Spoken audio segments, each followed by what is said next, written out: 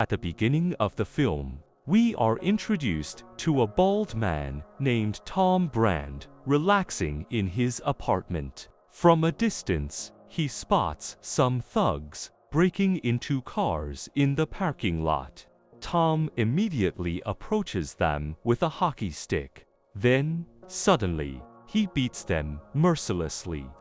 Tom is no ordinary cop, but the most brutal cop in town. His brutality often leads to him being summoned and scolded by his superiors. This time, Tom was summoned for his violent actions over the past week, including beating up the muggers last night. Ultimately, the police couldn't fire him because Tom threatened to be even more brutal if he were removed from his post.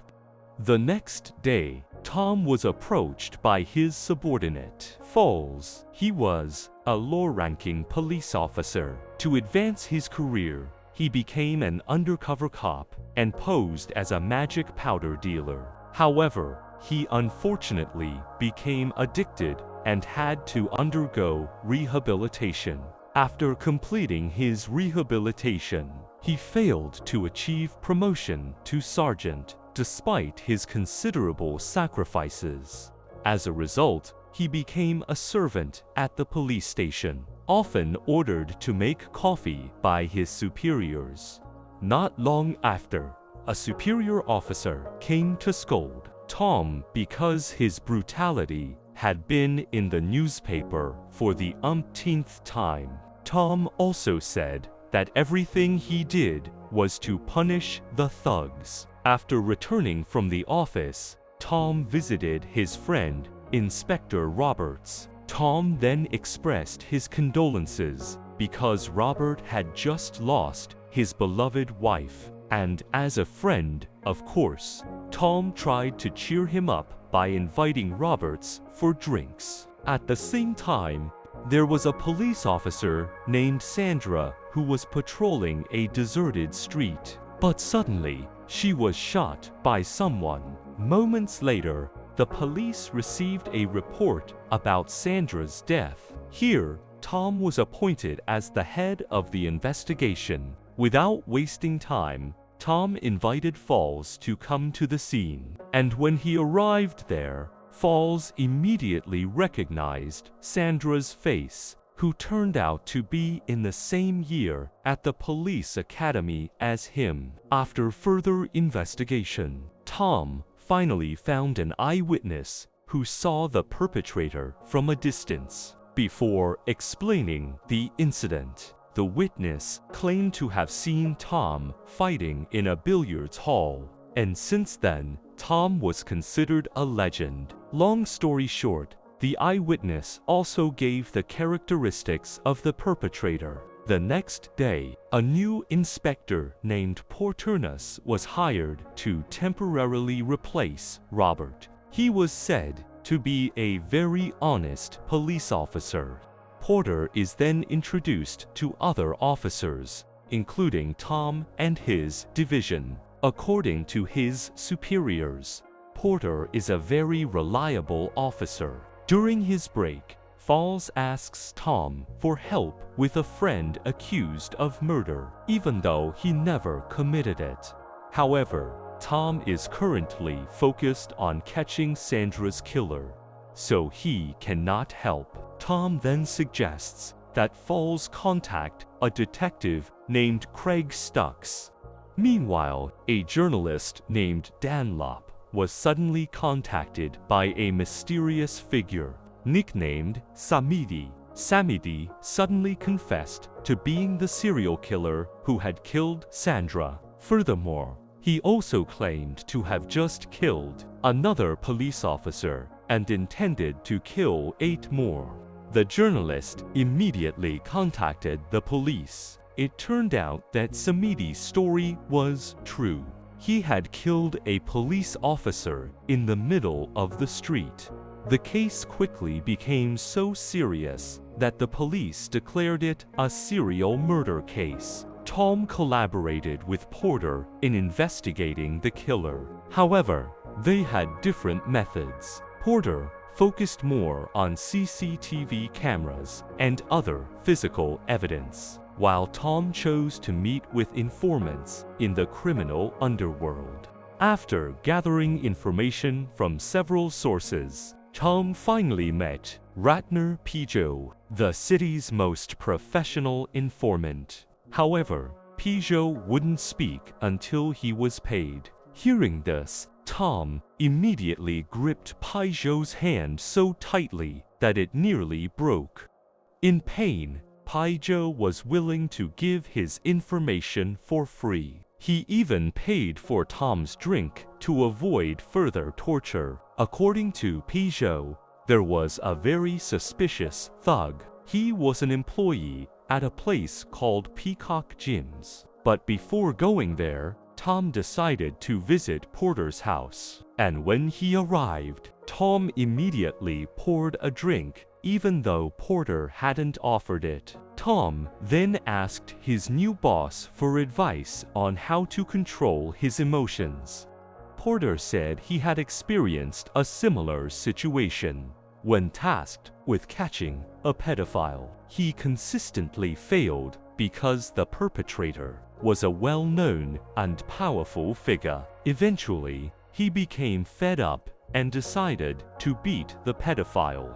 The next day, Tom and Porter teamed up to investigate a serial murder case. After tracking down information from Peugeot, they finally found a gym employee named Barry.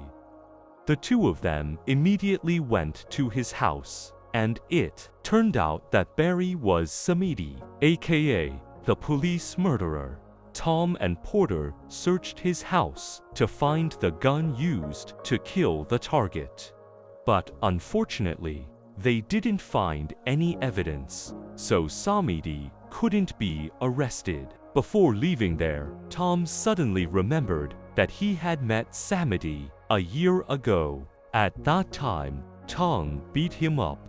As soon as they both left, Samedi returned to action. He brought his trusty pistol to execute his next target. However, he didn't realize that Peugeot was following him from behind to get information he could sell to the police. Long story short, Samedi followed his target from behind, and this time it turned out to be Roberts. He then disguised himself as a TV repairman to be allowed into his house. Luckily, Roberts immediately came to his senses, and the two of them ended up fighting. After the murder, Samedi still had time to watch TV at Roberts' house and steal some items. After he was satisfied, he immediately set the house on fire. He then contacted Dunlop again and asked him to report Robert's murder as quickly as possible. He also asked to be called BLITZ. Samedi then hid the evidence in the trunk of the car before leaving. Meanwhile, Porter informed Tom that his best friend had been killed by Samedi. Tom was immediately enraged, and his determination to hunt down Samedi grew even stronger. While the police were busy searching for Samedi, Peugeot secretly took the evidence Samedi had hidden. He then contacted the Regional Military Command, Dunlop, and told him he knew Samedi's true identity and possessed the evidence used in the murder. However, if he wanted this information, the Dunlop would have to pay him $50,000. At the same time, Tom and Porter were reading the forensics report. There, they found Peacock Gyms writing. As a result, Tom became increasingly suspicious of Samedi. He needed to find evidence and a motive for the murder. Tom then checked Samedi's background and discovered several criminal records. It turned out that Samedi had indeed been involved in various troublemaking activities. However, he didn't have a serious criminal record like murder or robbery. Simultaneously, Pijo and the commander finally met to exchange information. After checking his belongings, the commander handed over $50,000 in cash. They were unaware that Samedi was watching from a distance. As they left, Samedi immediately secured the evidence. He then followed Pijo into the restroom. Then, without further ado, he killed Pijo on the spot. The police immediately learned of Pijo's death. Meanwhile, Dunlop could only stare in contemplation as the money he had given Pijo had disappeared under Samedi's arm. As a result, he suffered a loss. Dunlop then informed Tom and Porter that Samedi's evidence was in a car trunk. However, when he opened it, all the items were gone. At the same time, Falls is on leave to help his friend, who has been accused of murder. He only stole a few pieces of food from a store. Following Tom's recommendation, he meets a detective named Crack. There, Falls asks for help to prevent his friend from being punished. Crack agrees to help him if Falls agrees to have dinner with him. Crack falls in love with Falls at first sight. However, they are unaware that Samedi is watching from a distance. Tom then returned to the office to check Samedi's criminal record. Once again, he realized that all the police officers Samedi had killed were his own arresters. Essentially, he was out for revenge and had been planning his actions for a long time. After further investigation, it turned out that Samedi had also been arrested by Falls. Tom immediately contacted his subordinate to make sure he was okay. Unfortunately, Samedi was already in front of Falls' house and immediately attacked him brutally. However, Samedi had killed the wrong person, as the person he had just killed was Falls' friend. Shortly afterward, Tom and other police officers arrived to investigate the murder. There, Tom informed Porter that Samedi was the perpetrator. Tom then comforted Falls, who was still in shock, especially since the one who died was her only good friend. The next day, Tom and Porter searched Samedi's house, but he had already fled. Consequently, they alerted the media, reporting that Samedi was officially a fugitive. It didn't take long for Tom to finally locate Samedi. When the police raided his hideout, Samedi immediately escaped through a window. And this time, Tom wasn't going to let him get away. After a long chase, Tom finally managed to corner Samedi, but just as he was about to attack him, the police arrived and arrested Samedi. Otherwise, Samedi would have been killed by Tom. That night, Tom and Porter planned to interrogate him. However, Samedi wanted his lawyer with him. They were forced to comply with his request to get him to open his mouth. But after conducting an interrogation, the police still have not found strong evidence. And if there is no evidence, then Samedi must be released according to the rules. Because of this legal system, Tom suggested Porter punish Samedi with violence. However, Porter disagreed, as they would surely be dismissed from the police force. Tom then met Samedi in the interrogation room. Initially, he wanted to beat him to death, but he restrained himself after remembering Porter's words. This reminded him of the incident a year earlier when he had beaten Samedi to a pulp. Tom suspected that Samedi had developed a grudge against the police since then. Tom urged him to confess rather than be found guilty and ultimately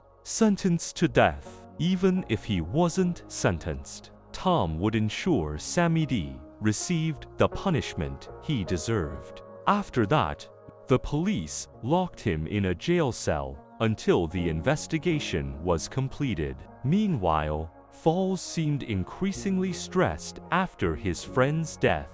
He even dared to steal magic powder from a drug dealer because he needed a boost to forget reality. Besides using drugs, he also invited thugs to a drug party at his house. News of this reached Craig's ears. Feeling sorry for him, he asked Tom for help in sobering Falls up as a kind boss. Tom immediately chased the thugs away and then secured the drunk Falls. Tom then gave him drugs so Falls could sober up quickly. Falls felt completely lost. While undercover, he had pretended to be a drug addict. But now, he was a real drug addict, pretending to be a police officer. That day, Samedi was released because Tom and Porter failed to find any solid evidence. Before leaving the police station, he vowed to kill Tom if they ever met again. The next day, Tom and other police officers attended Robert's funeral, which had just been autopsied. However, shortly afterward, Samedi also attended the funeral, disguised as a police officer. Tom saw him and became suspicious of him.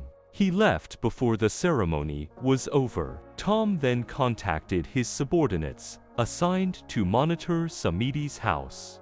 According to them, Samedi had not left the house since last night. Despite this, he remained convinced that Samedi was following him.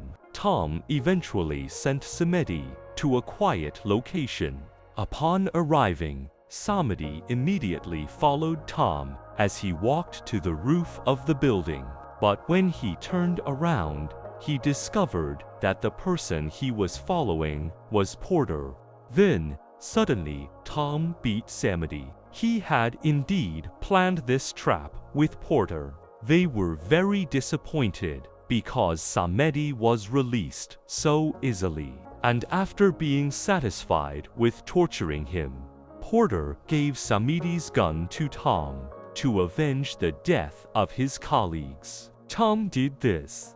After finishing him, Tom immediately smoked a cigarette to celebrate his victory. From that night, Tom decided to judge all criminals who were above the law. And so, the film ended.